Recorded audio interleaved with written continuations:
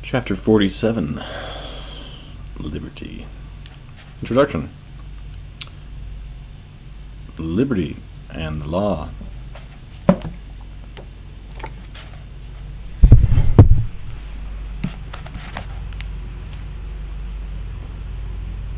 Liberty and justice, liberty and equality. The familiar connection of these terms breeds neglect of the meaning they confer upon one another through association. A few simple questions may help to restore the significance of these relationships. Are men free when their actions are regulated by law or coercion? Does liberty consist in doing whatever one pleases or whatever one has the power to do? Or is one required by justice to abstain from injury to others? Do considerations of justice draw the line between liberty and license? Can there be liberty apart from equality and perhaps also fraternity? Other questions immediately suggest themselves. Does not the rule of law secure liberty to the governed? Is not slavery the condition of those who are ruled tyrannically or lawlessly? Does it make a difference to freedom whether the law or the Constitution is just? Or is that indifferent because government itself is the impediment to liberty? Does liberty increase as the scope of government dwindles and reach fullness only with anarchy, or when men live in a state of nature? Yet are not some forms of government said to be fitting and some uncongenial to free men? Do all men have a right to freedom, or only some? Are some men by nature free and some slave? Does such a differentiation imply both equality and inequality in human nature, with, as a consequence, equality and inequality in status or treatment? What implications for law, justice, and equality has the distinction between free societies and dependent or subject communities? As Tolstoy points out, the variety of questions which can be asked about liberty indicates the variety of subject matters or sciences in which the problems of freedom are differently raised. What is sin, the conception of which arises from the consciousness of man's freedom? That is a question for theology. What is man's responsibility to society, the conception of which results from the conception of freedom? That is a question for jurisprudence. What is conscience and the perception of right and wrong in actions that follow from the consciousness of freedom? That is a question for ethics. How should the past life of nations and of humanity be regarded? As the result of free, or as the result of the constrained activity of man? That is a question for history. That was all Tolstoy.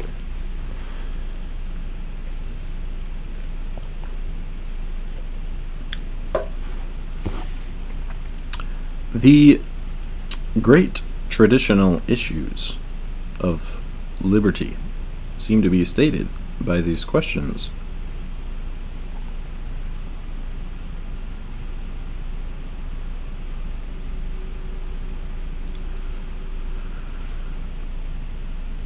From the fact that most, perhaps all, of these questions elicit opposite answers from the great books, It might be supposed that there are as many basic issues as there are questions of this sort, but the answers to certain questions presuppose answers to others.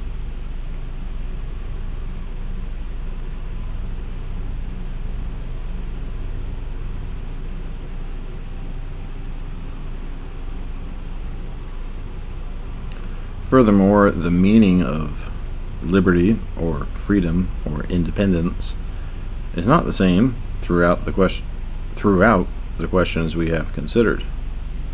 Answers which appear to be inconsistent may not be so when the meanings involved in their formulation are distinguished.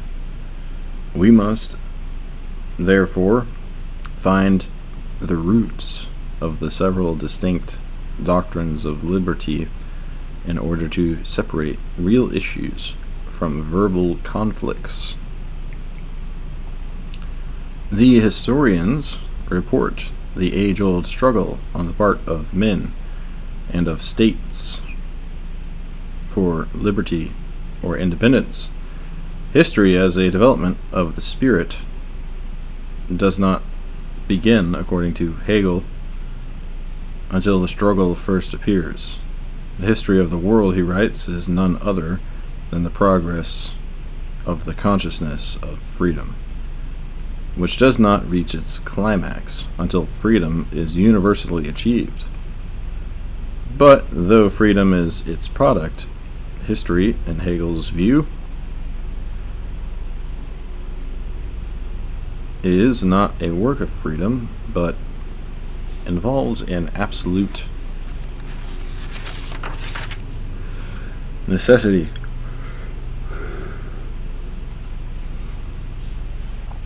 Each stage of its development occurs inevitably.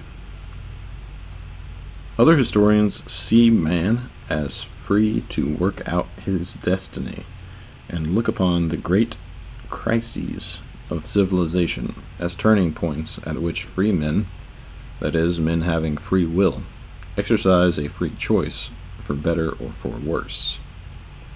Whether we speak of the migration of the peoples and the incursions of the barbarians, or of the decrees of Napoleon III, or of someone's action an hour ago and choosing one direction out of several for his walk, we are unconscious of any contradiction. Tolstoy declares between freedom and necessity. Our conception of the degree of freedom, he goes on to say, often varies according to differences in the point of view from which we regard the event. But every human action appears to us as a certain combination of freedom and inevitability. Inevitability. In every action we examine, we see a certain measure of freedom and a certain measure of inevitability. And always the more freedom we see in any action, the less inevitability do we perceive. And the more inevitability, the less freedom.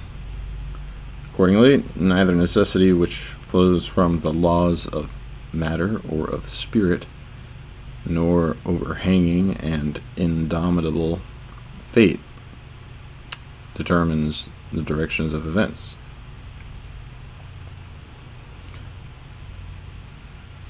If the theologians say that nothing happens which God does not foresee, they also say that divine providence leaves the world full of contingencies, and man a free agent to operate among them.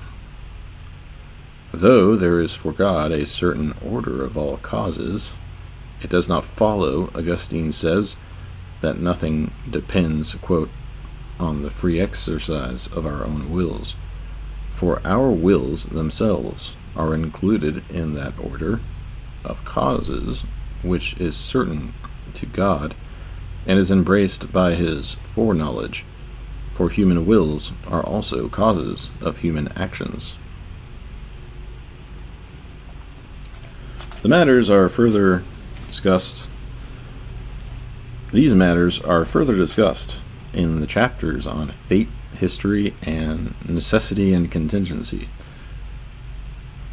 The mention of them here suggests another meaning of liberty, that of free choice or free will, and with it issues other than those involved in the relation of the individual to the state or to his fellow men. Yet, the metaphysical questions about liberty and necessity, or freedom and causality, and the theological questions about man's freedom under God, are not without bearing on the political problems of man's freedom in society, or his rights and powers. The fundamental doctrines of civil liberty certainly seem to differ according to the conception of natural freedom on which they are based. Freedom may be natural in the sense that free will is a part of human nature, or in the sense that freedom is a birthright, an innate and inalienable right. It may be natural in the sense in which freedom is a state of nature, in a state of nature is distinguished from political liberty, or liberty under civil law and government.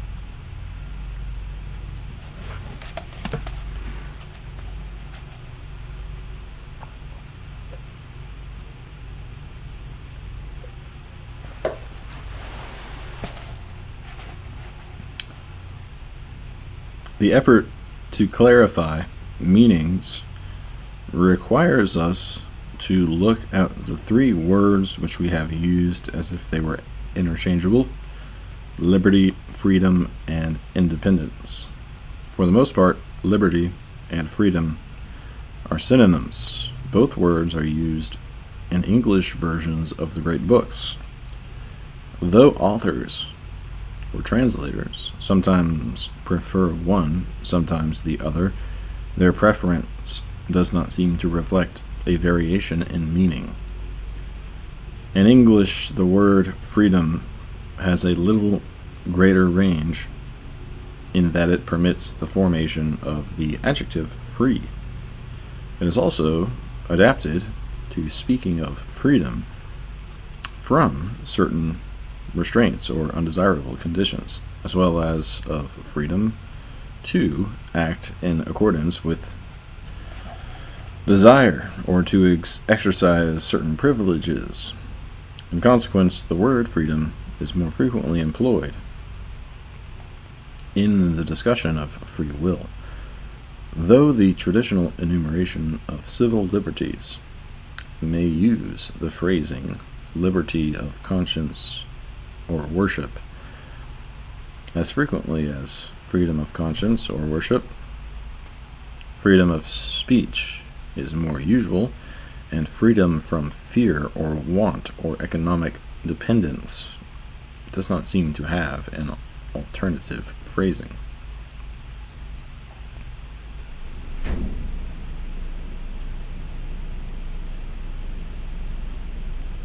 The word independence has special connotations which make it equivalent to only part of the meaning of freedom or liberty.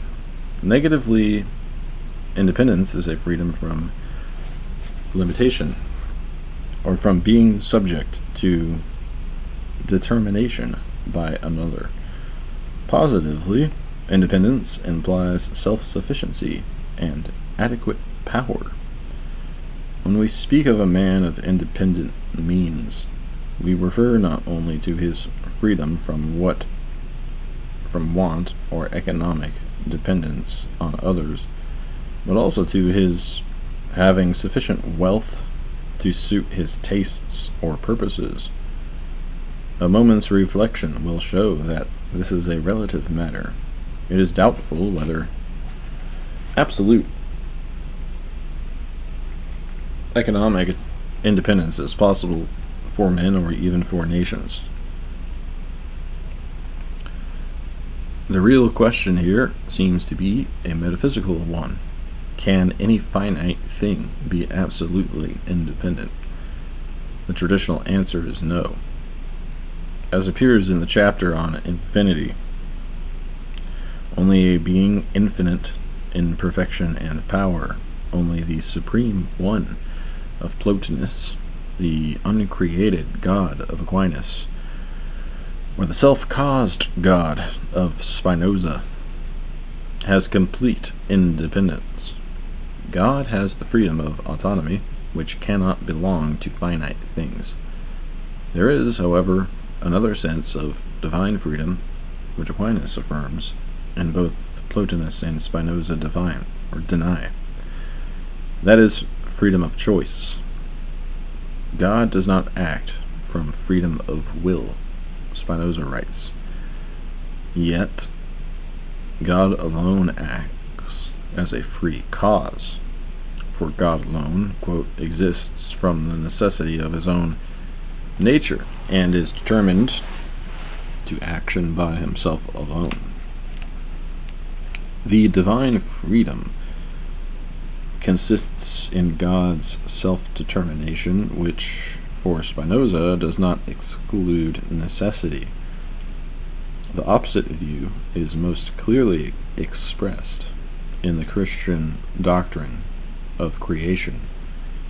The created world does not follow necessarily from the divine nature, since the goodness of God is perfect, Aquinas writes, and can exist without other things, inasmuch as no perfection can accrue to him from them. It follows that for him to will things other than himself is not absolutely necessary. This issue of freedom or necessity with regard to God's will and action is more fully discussed in the chapters on will and world.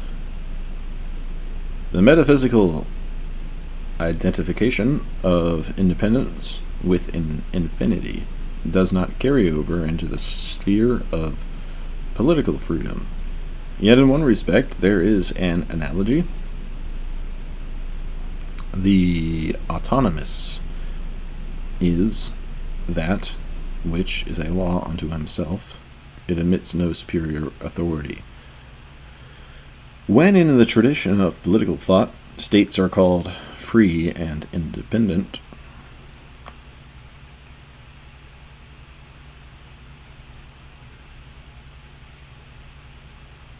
their autonomy or sovereignty means that by virtue of which, in the words of the Declaration of Independence, they have full power to levy war, conclude peace, contract alliances, establish commerce, and to do all other acts and things which independent states may of right do.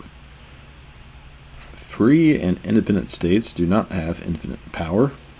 There is always the possibility of their being subjugated by another state and reduced to the condition of a dependency. But though their power is not infinite, they acknowledge no superior. To be a sovereign is to accept commands from no one.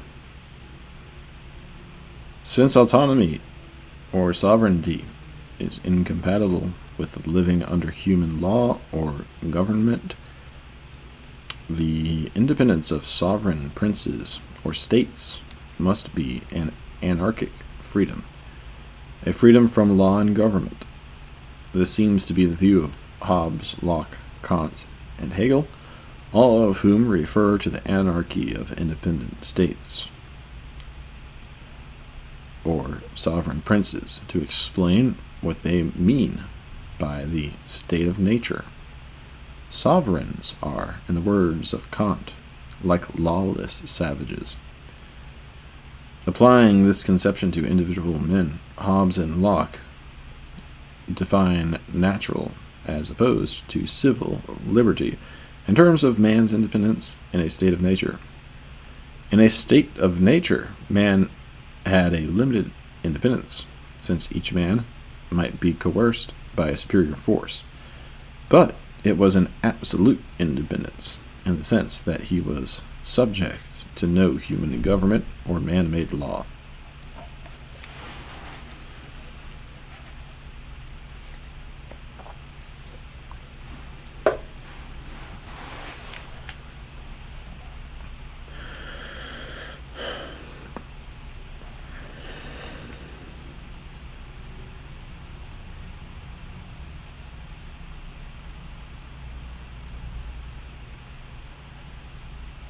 The natural freedom of man, according to Hobbes, is not free will, since every act of man's will and every desire and inclination proceed from some cause, and that from another cause, in a continual chain, whose first link is in the hand of God, the first of all causes.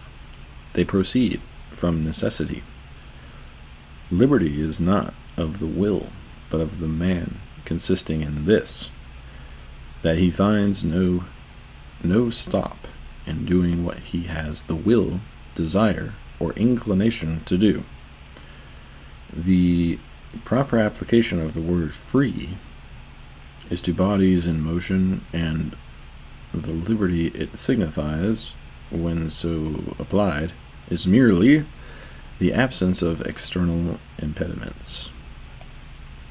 The natural right of every man is the liberty each man has to use his own power, for the preservation of his own nature, that is to say, of his own life, and consequently of doing anything which, in his own judgment and reason, he shall conceive to be the aptest means thereunto.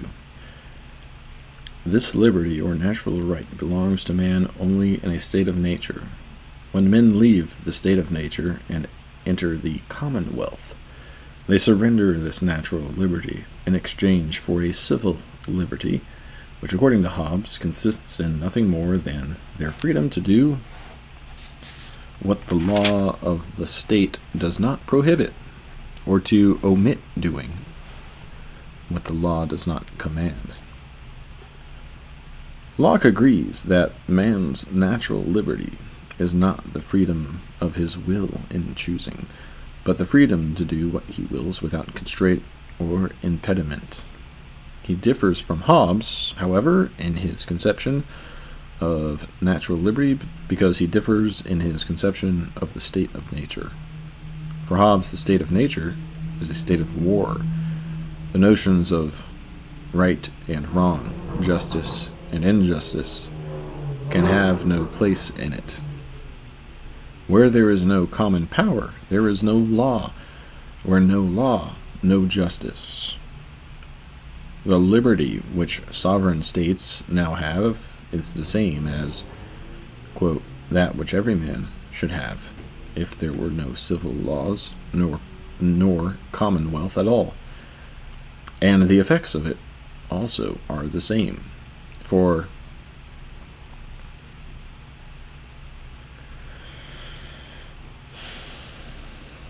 as amongst masterless men there is perpetual war of every man against his neighbor, so in states and commonwealths, not independent on one another, every commonwealth has an absolute liberty to do what it shall judge most conducing to its benefit. For Locke, the state of nature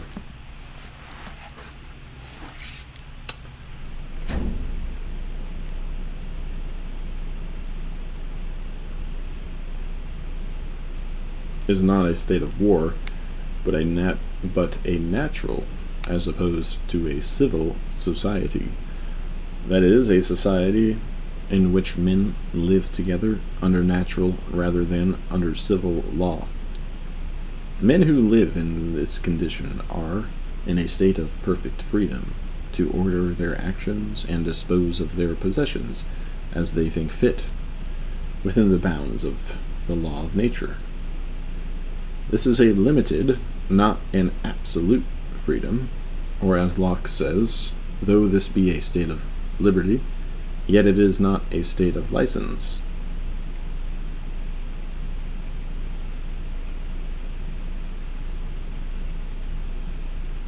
The line between liberty and license is drawn by the precepts of the natural law. The difference, then, between natural and civil liberty lies in this. Natural liberty consists in being free from any superior power on earth, or not being, quote, under the will or legislative authority of man.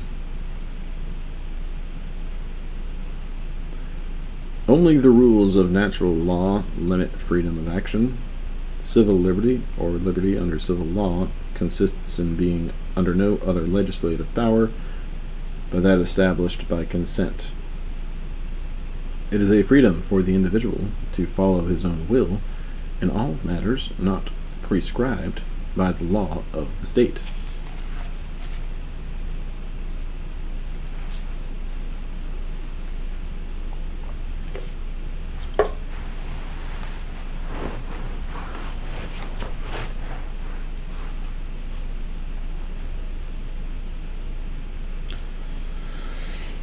In the arguments for and against free will, one view regards free will as incompatible with the principle of causality, natural necessity, or God's omnipotence.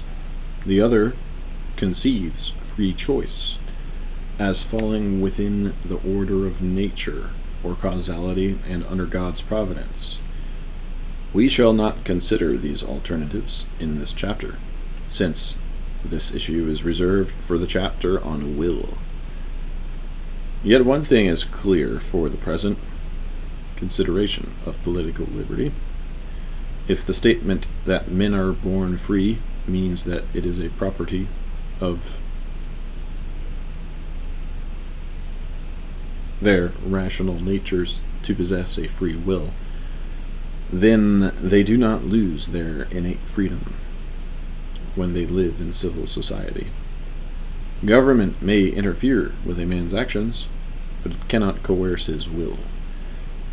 Government can go no further than to regulate the expression of a man's freedom in external actions.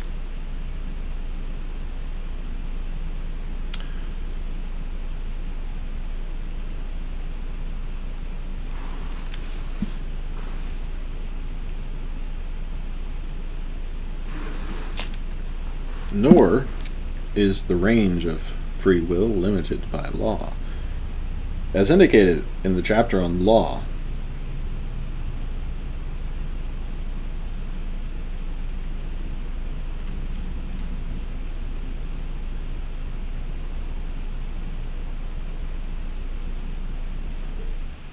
yeah, that's true. I think liberty in the philosophical sense is the concept of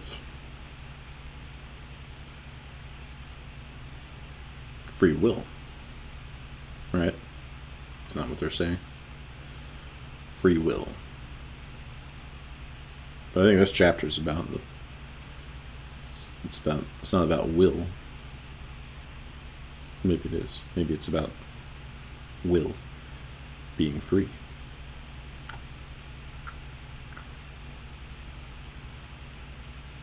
Having a free will.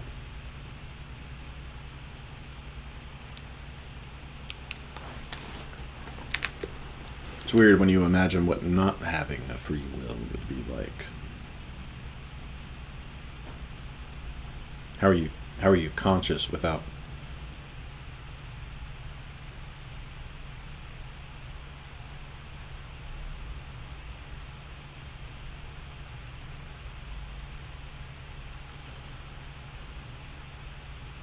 I guess that's part of being human, is the coupling of consciousness with a body and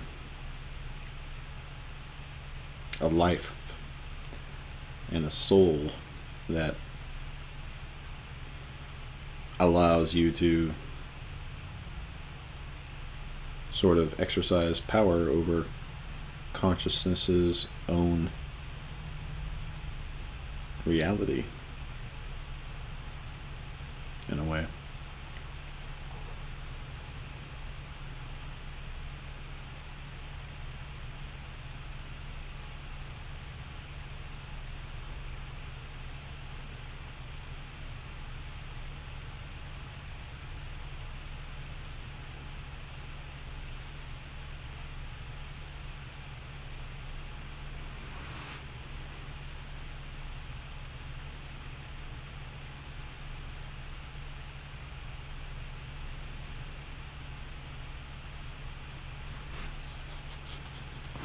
Chapter on will. And one thing is clear for the present. Government can go no further than to regulate the expression of man's freedom in external actions. Nor is the range of free will limited by law, as indicated in the chapter on law and any law, moral or civil, natural or positive, which directs human conduct, can be violated.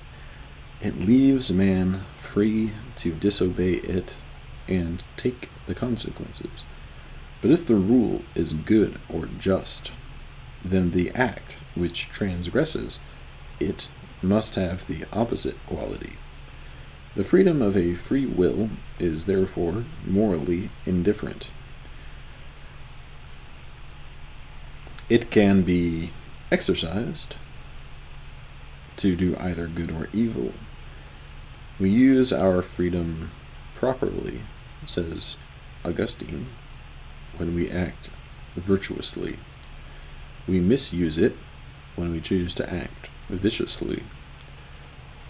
The will, he writes, is then truly free when it is not the slave of vices and sins.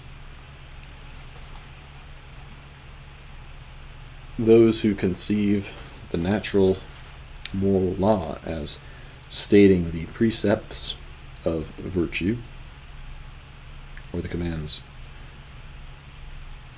I agree with that, by the way.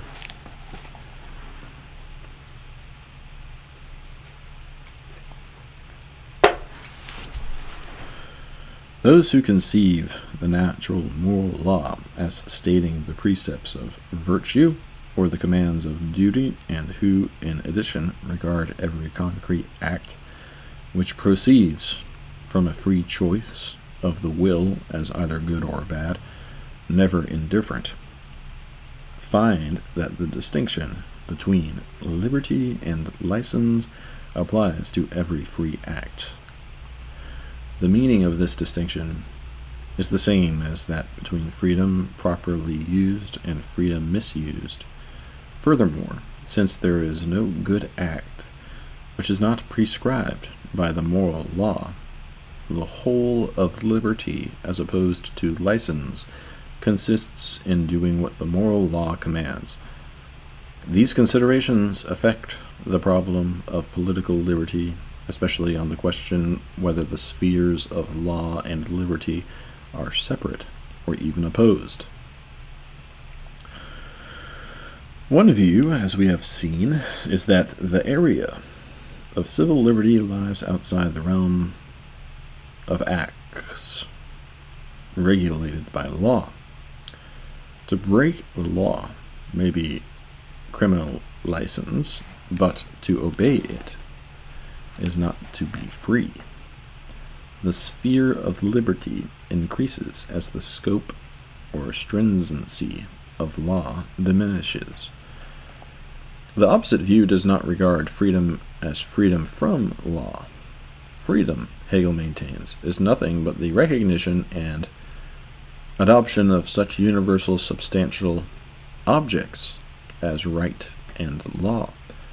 All that matters is the relation between liberty and law. In the relation between liberty and law is whether the law is just and whether a man is virtuous. If the law is just, then it does not compel a just man, to do what we would not freely elect to do, even if the law did not exist. Only the criminal is coerced or restrained by good laws. To say that such impediment to action destroys freedom would be to deny the distinction between liberty and license.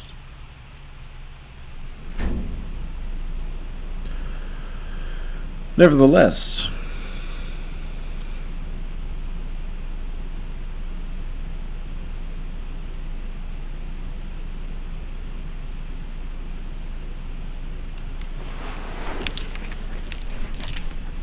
this is bugging me.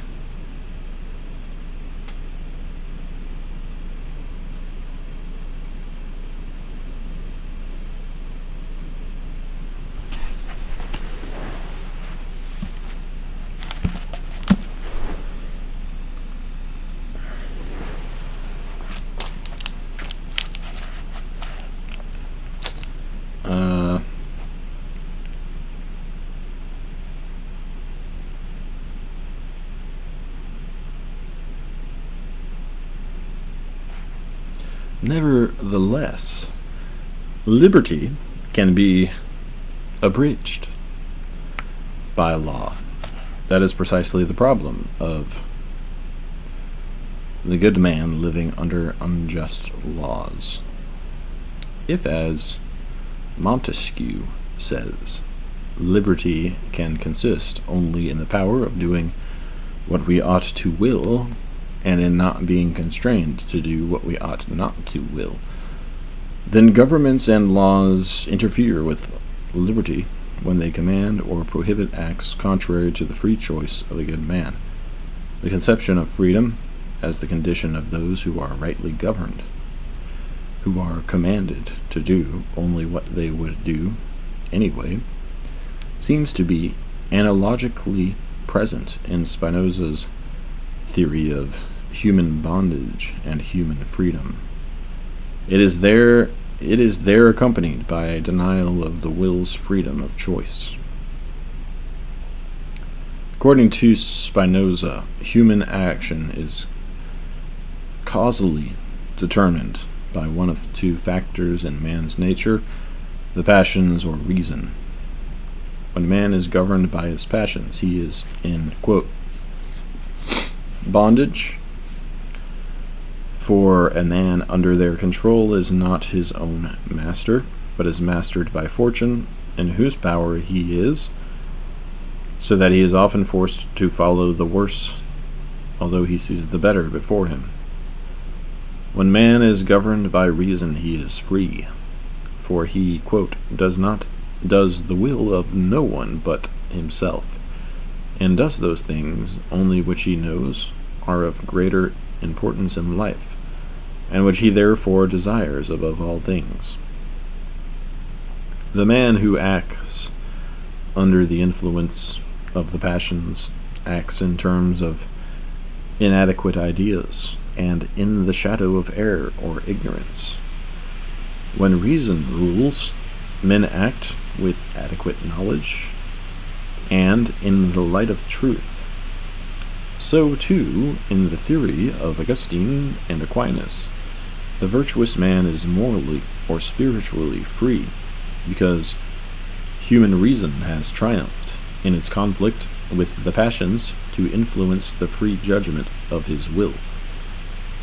The rule of reason does not annul the will's freedom, nor is the will less free when it is moved by the promptings of the passions. A passion, writes Aquinas, cannot draw or move the will directly. It does so indirectly, as, for example, when those who are in some kind of passion do not easily turn their imagination away from the object of their affections. But though the will is not altered in its freedom by whether reason or emotion dominates, the situation is not the same with the human person as a whole. The theologians see him as a moral agent and a spiritual being who gains or loses freedom according as the will submits to the guidance of reason or follows the passions. On the supernatural level, the theologians teach that God's grace assists reason to conform human acts to the divine law, but also that grace does not abolish free choice on the part of the will. The first freedom of the will, Augustine says, which man received when he was created upright, consisted in an ability not to sin, but also in an ability to sin. So long as man lives on earth, he remains free to sin. But supernatural grace, added to nature, raises man to a higher level of spiritual freedom than he could ever achieve by the discipline of the acquired virtues. Still higher is the ultimate freedom of beatitude itself. Augustine calls this the last freedom of will, which by the gift of God leaves man not able to sin. It is worth noting that this ultimate liberty consists in freedom from choice or the need to choose, not in freedom from love or law. Man cannot be more free than when he succeeds with God's help in submitting himself through love to the rule of God.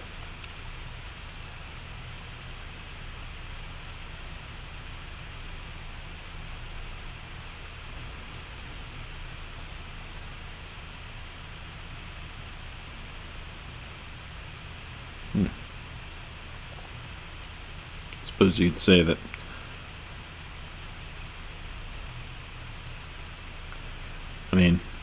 whether you're more or less free, he's saying you're free from the suffering that comes from sin. But if you are unable to sin, it kind of makes it seem like you have less options available to you at any particular time, what you might do with your will.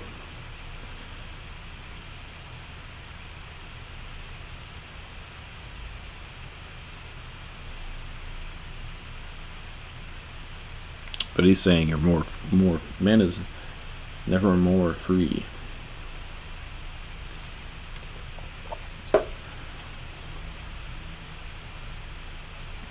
Well, Jesus said the truth will set you free. Maybe you just understand the truth better when you do that.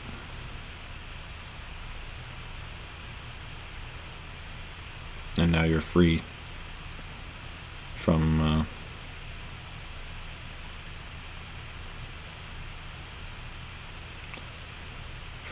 the constraining repercussions of ignorance.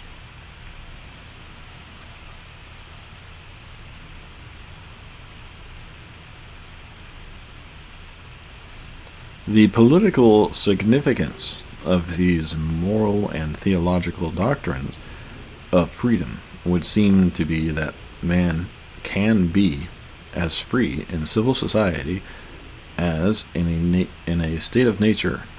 Whether in fact he is depends upon the justice of the laws which govern him, not upon their number or the matters with which they deal. He is, of course, not free to do whatever he pleases, regardless of the well-being of other men or the welfare of the community.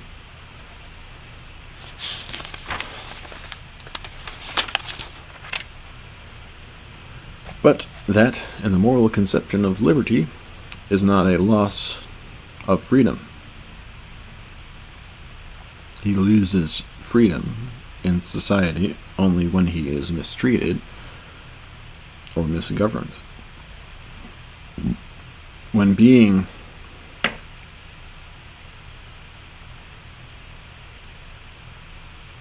the equal of other men, he is not treated as their equal or when being capable of ruling himself, he is denied a voice in his own government. The meaning of tyranny and slavery seems to confirm this conception of political liberty. To be a slave is not merely to be ruled by another. It consists in being subject to the mastery of another, i.e., to be ruled as a means to that other's good, and without any voice in one's own government. This implies, in contrast, that to be ruled as a free man is to be ruled for one's own good, and with some degree of participation in the government under which one lives. According to Aristotle's doctrine of the natural slave, examined in the chapter on slavery, some men do not have the nature of free men, and so should not be governed as free men. Men who are by nature slaves are not unjustly treated when they are enslaved. It is better for them, as for all inferiors, Aristotle maintains, that they should be under the rule of a master. Though they do not, in fact, have the liberty of free men, they are not deprived thereby of any freedom which properly belongs to them, and any more than a man who is justly imprisoned is deprived of a freedom which is no longer his by right.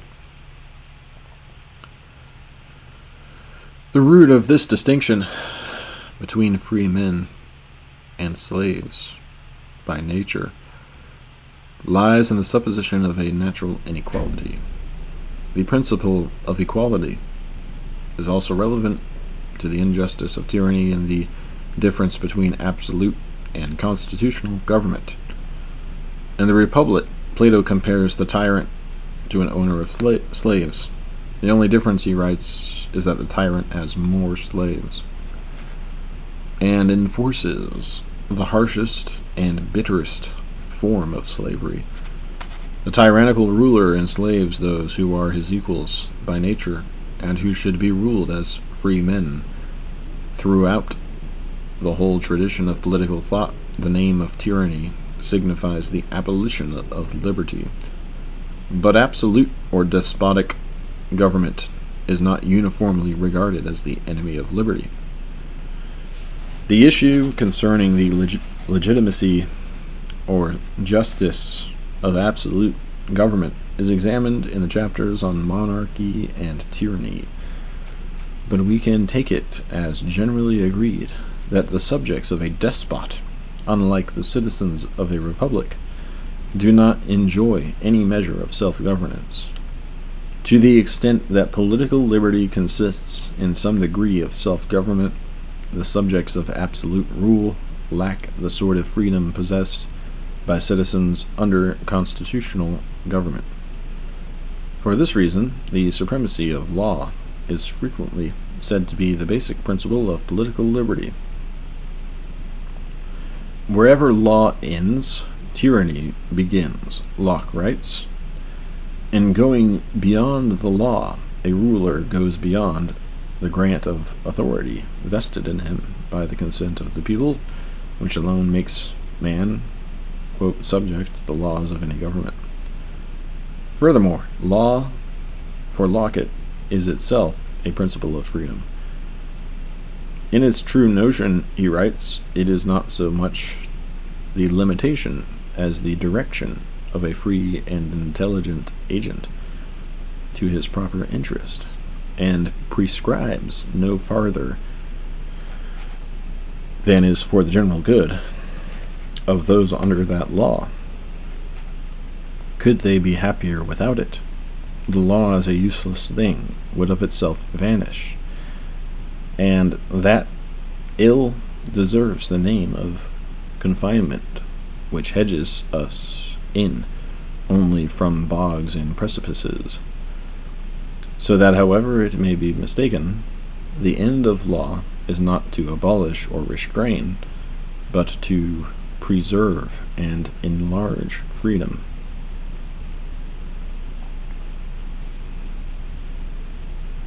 A constitution gives the ruled the statue of citizenship and a share in their own government.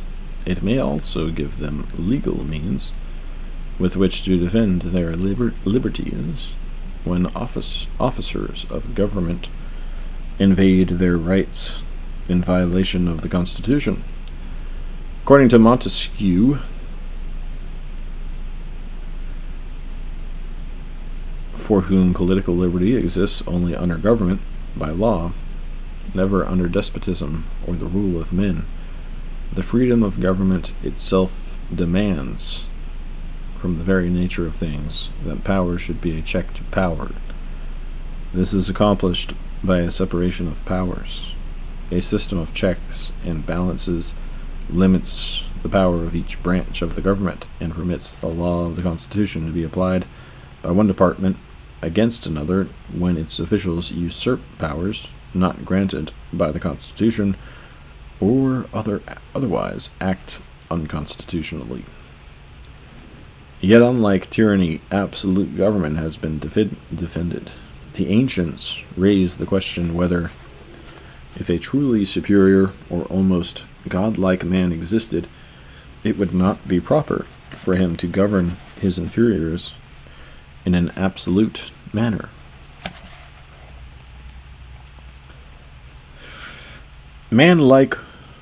Mankind will not say that such a one is to be expelled and exiled, Aristotle writes.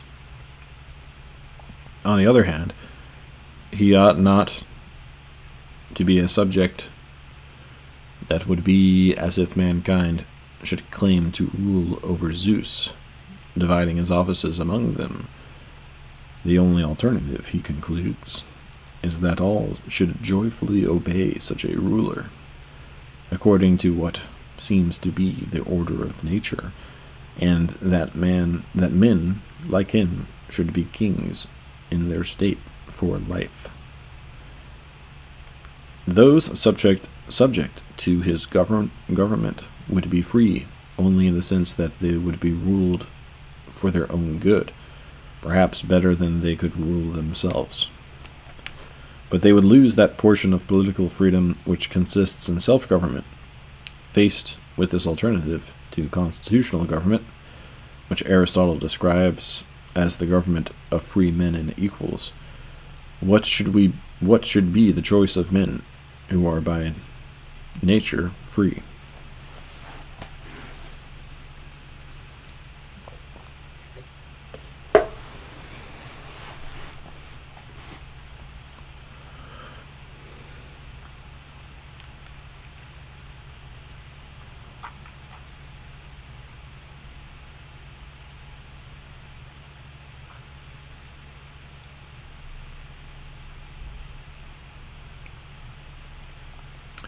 We already have a superior ruler governing everything. God.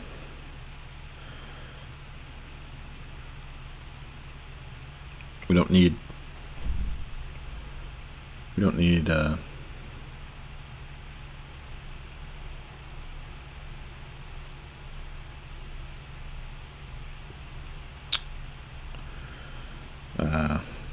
intermediaries, middlemen. The ancient answer is not decisively in one direction. There are many passages in both Plato and Aristotle in which the absolute rule of a wise king, superior to his subjects as a father is to children, or a god to men, seems to be pictured as the political ideal. The fact, and we might have that soon, with the super intelligent AI, we'll no longer govern ourselves politically in our republic here in America, or anywhere in the world, probably.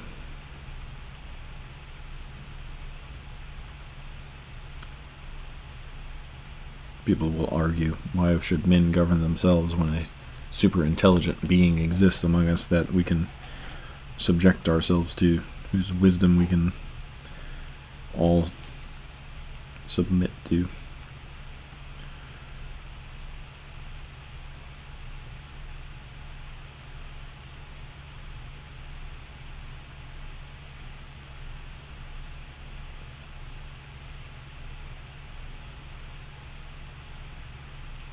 The ancient answer is not decisively in one direction. There are many passages in both Plato and Aristotle in which the absolute rule of a wise king, superior to his subjects, as a father is to his children, or a god to men, seems to be pictured as the political ideal.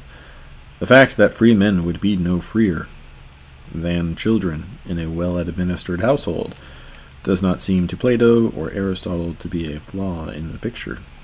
They do not seem to hold that the fullness of liberty is the primary measure of the goodness of government. On the contrary, justice is more important.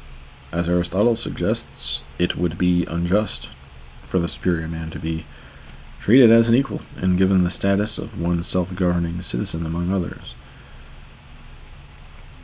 But he also points out that democratic states have instituted ostracism as a means of dealing with such superior men.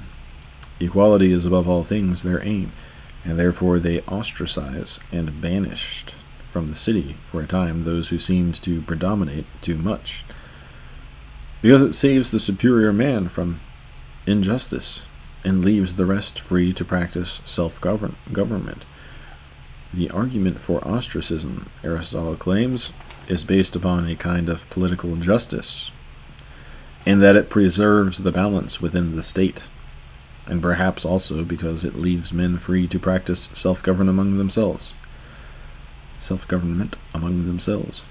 Since the 18th century, a strong tendency in the opposite direction appears in the political thought of Locke, Montesquieu, Rousseau, Kant, the American constitutionalists, and J.S. Mill. Self-government is regarded as the essence of good government. It is certainly the mark of what the 18th century writers call free government. Men who are born to be free, it is thought, cannot be satisfied with less civil liberty than this.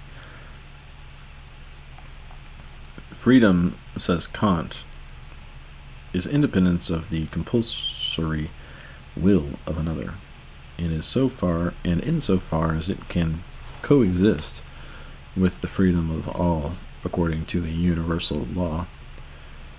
It is the one sole, original, inborn right belonging to every man in virtue of his humanity. There is, indeed, an innate equality belonging to every man, which consists in his right to be independent of being bound by others to anything more than that to which he may also reciprocally bind them. The fundamental equality of men thus appears to be founded in their equal right to freedom, and that, for Kant at least, rests on the freedom of will with which all men are born. The criterion of the good society is the realization of freedom. Kant's conception of human society as a realm of ends in which no free person should be degraded to the ignominy of being a means expresses one aspect of political freedom. The other is found in his principle of the harmonization of individual wills, which results in the freedom of each being consistent with the freedom of all. In institutional terms, republican government, founded on popular sovereignty and with a system of representation, is the political ideal precisely because it gives its citizens the dignity of free men and enables them to realize their freedom in self-government. Citizenship, according to Kant, has three inseparable attributes. 1. Constitutional freedom as the right of every citizen to have to obey no other laws than that to which he has given his consent or approval. 2. Civil equality, as the right of the citizen to recognize no one as a superior among the people in relation to himself, except in so far as such a one is a subject to his moral power to impose obligations, as that other has power to impose obligations upon him. And 3. Political independence, as the right to owe his existence and continuance in society not to the arbitrary will of another, but to his own rights and powers as a member of the Commonwealth, and consequently the possession of a civil personality which cannot be represented by any other than himself.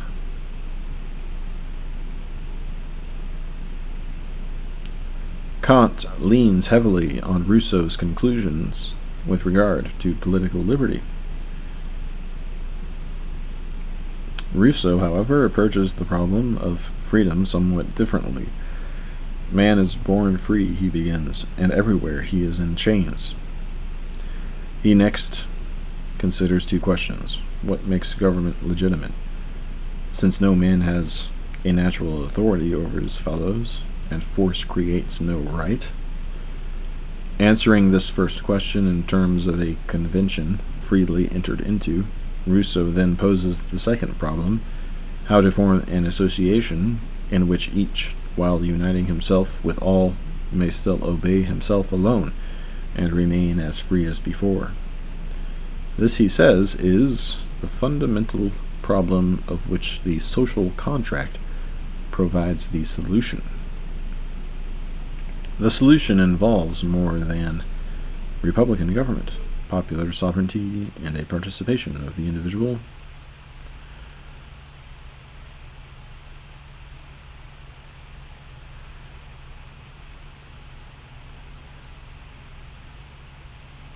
Through voting and representation, it introduces the conception of the general will, through which alone the freedom of each individual is to be ultimately preserved. Like Kant's universal law of freedom, the general will ordains what each man would freely will for himself if he adequately conceived the conditions of his freedom. In fact, says Rousseau, each individual as a man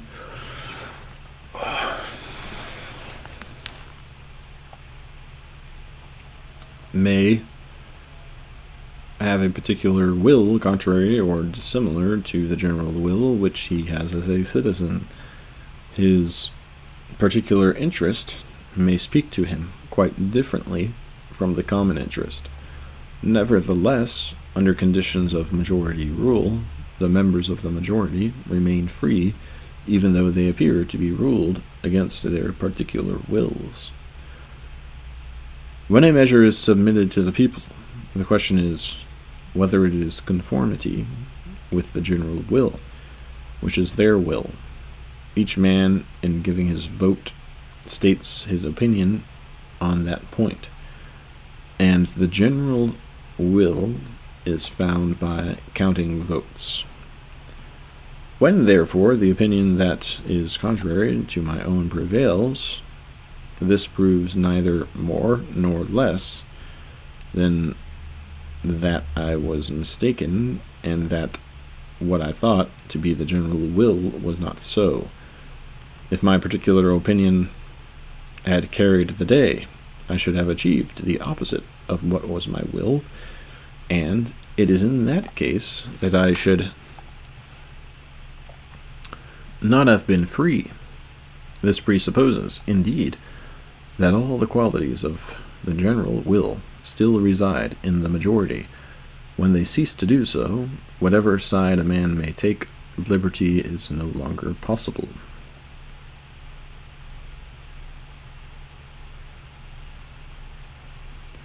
J.S. Mill sees the same problem from the opposite side.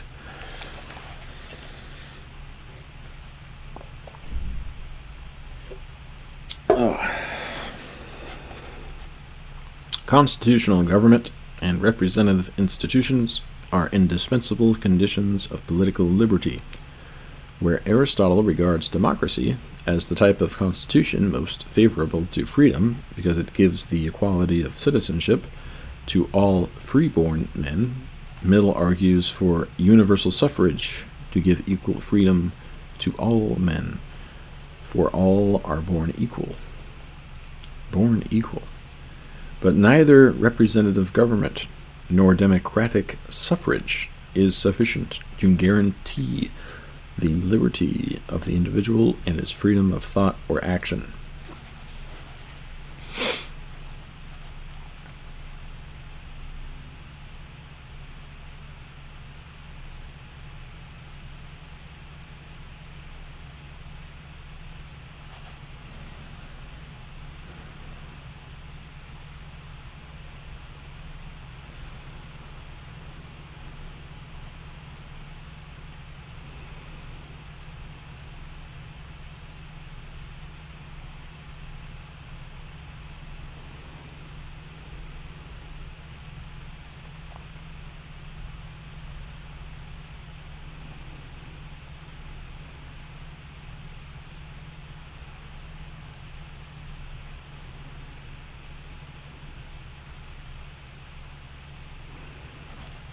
If you believe in what Christ taught,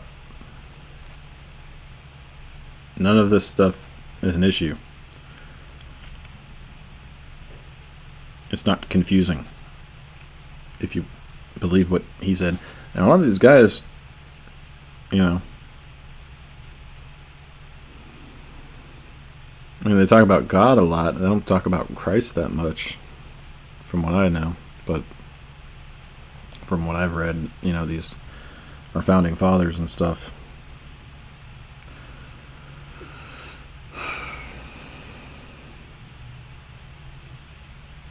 It's the idea of justice, using force to dispense justice in a society, and the laws surrounding that, and providing for the common good. What you see is the common good, and the laws surrounding that.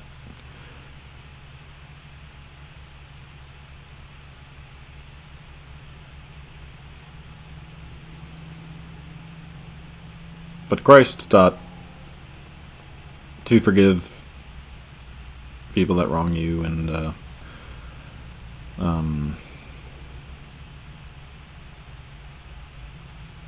to not reap or sow, and to turn the other cheek, and to, you know,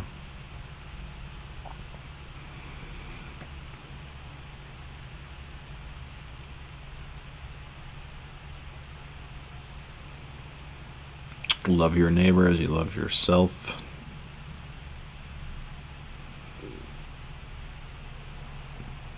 But if we say to ourselves, no, we're not going to do any of that, but we still want to, you know, treat people fairly, as long, you know, without sacrificing too much of ourselves,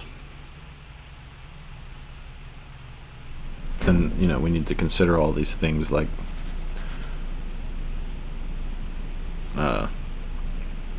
whether or not someone is equal to us, and who has the right to tell someone else what to do and who doesn't, and what kind of moral obligation do you have to obey other people, and all this confusing stuff. But if you just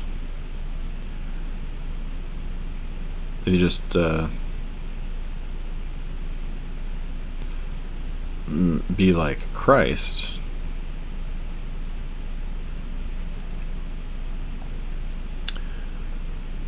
the obligation to dispense justice and defend the weak, you know, and provide for the common good, common needs of everybody. You put on God.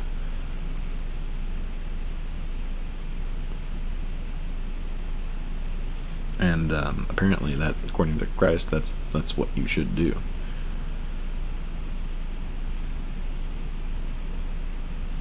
Because God is the supreme being and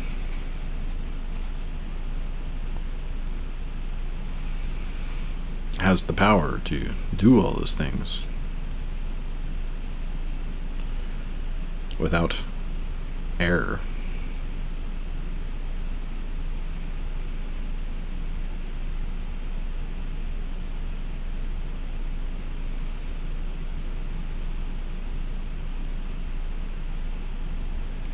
So I just don't think we should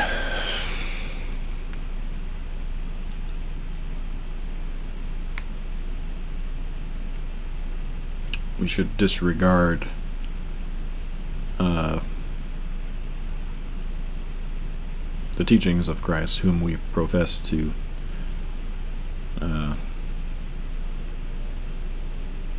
follow.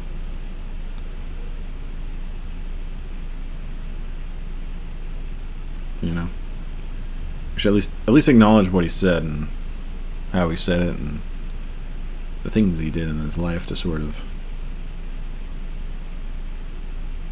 show the authority he had to talk on those subjects and consider, you know, in philosophical discussions.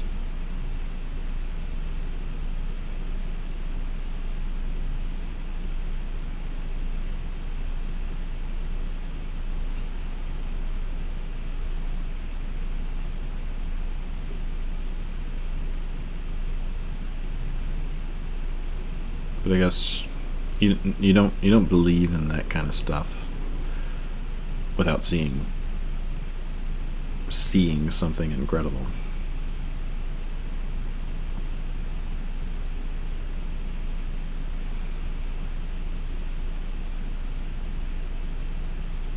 So it's not really to be expected that you can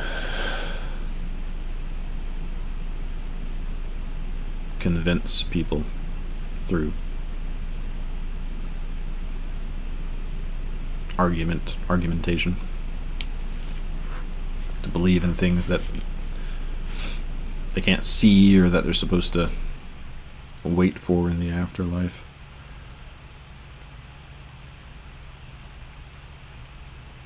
Believe in things that seem unbelievable.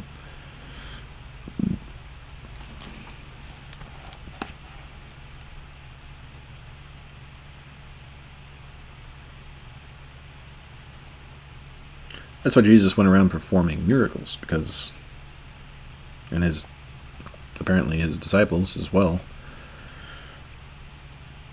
his apostles,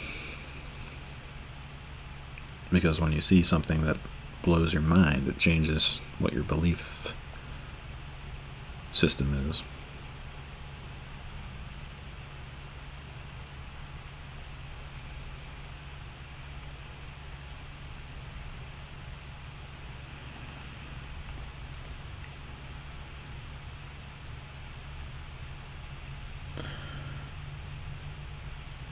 Such phrases as self-government and the power of the people over themselves. J.S. Mill sees the same problem from the opposite side. Constitutional government and representative institutions are indispensable conditions of political liberty, where Aristotle regards democracy as the type of constitution most favorable to freedom because it gives the equality of citizenship to all freeborn men. Mill argues for universal suffrage to give equal freedom to all men, for all are born equal, but neither representative government nor democratic suffrage is sufficient to guarantee the liberty of the individual and his freedom of thought or action. And it might seem like the wise man doesn't believe in miracles, that he believes in the power of reason and the human mind and experience and knowledge.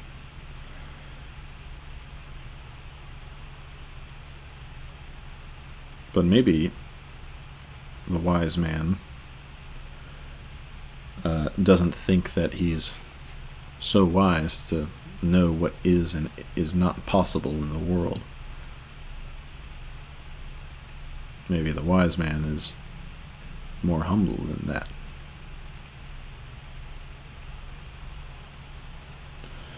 Such phrases as self-government and the power of the people over themselves are deceptive.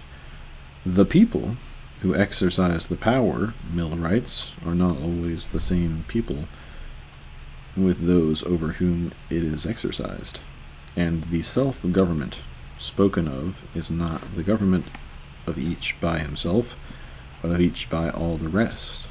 The will of the people, moreover, practically means the will of the most numerous or the most active part of the people, the majority, or those who succeed in making themselves accepted as the majority.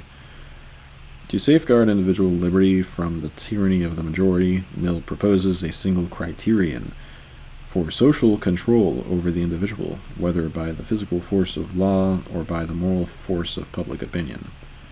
Thus, quote, the sole end for which mankind are warranted, individually or collectively, as interfering with the liberty of action or any of their number, is self-protection. The only part of the conduct of anyone for which he is amenable to society is that which concerns others, and the part which merely concerns himself. His independence is of right absolute. Over himself, over his own body and mind, the individual is sovereign. Mill's conception of individual liberty at first appears to be negative, to be freedom from externally imposed regulations or coercions. Liberty increases as the sphere of government diminishes. And for the sake of liberty, the government governs best, which governs least, or governs no more than is necessary for the public safety. There is a sphere of action, Mill writes, in which society, as distinguished from the individual, has, if any, only an indirect interest, comprehending all that portion of a person's life and conduct which affects only himself, or if it also affects others, only with their free, voluntary, and undeceived consent and participation. When I say only himself, Mill continues, I mean directly and in the first instance, for whatever affects himself may affect others through himself. This, then, is the appropriate region of human liberty. But it is the positive aspect of freedom from governmental interference or social pressures on which Mill wishes to place emphasis. Freedom from government or social coercion is freedom for the maximum development of individuality. Freedom to be as different from all others as one's personal inclinations, talents, and tastes dispose one and enable one to be. It is desirable, Mill writes, that in things which do not primarily concern others, individuality should assert itself. Liberty is undervalued as long as the free development of individuality is not regarded as one of the principal ingredients of human happiness and indispensable to the welfare of society. The only freedom which deserves the name, Mill thinks, is that of pursuing our own good in our own way, so long as we do not attempt to deprive others of theirs or impede their efforts to obtain it. For, in proportion to the development of his individuality, each person becomes more valuable to himself, and is therefore capable of being more valuable to others. There is a greater fullness of life about his own existence, and when there is more life in the units, there is more in the mass, which is composed of them. Mill's praise of liberty is an ultimate good, both for the individual and for the state.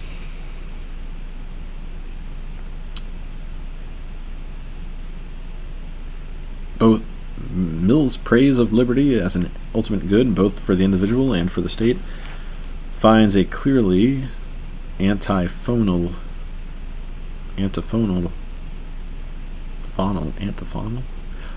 voice in the tradition of the great books.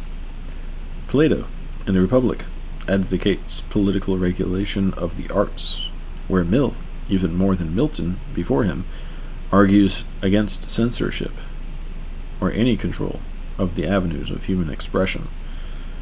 But the most striking opposition to Mill occurs in those passages in which Socrates deprecates the spirit of democracy because of its insatiable desire for freedom.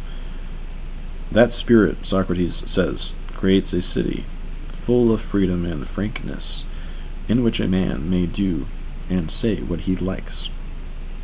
Where such freedom exists, the individual is clearly able to order for himself his own life as he pleases.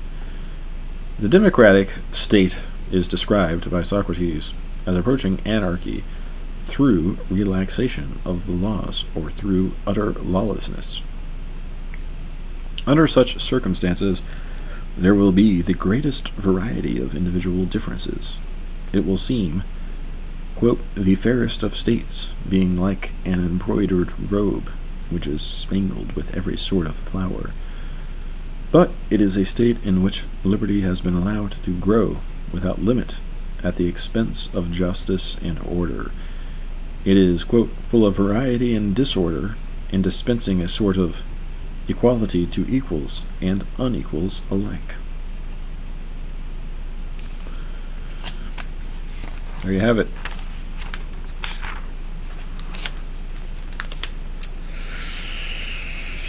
There you have it.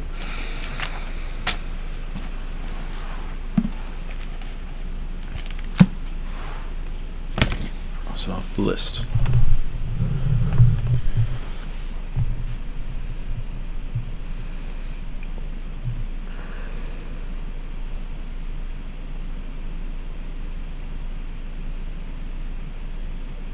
I just can't believe people stopped killing each other long enough for these guys to write their thoughts down. Idealist 1. Okay, liberty.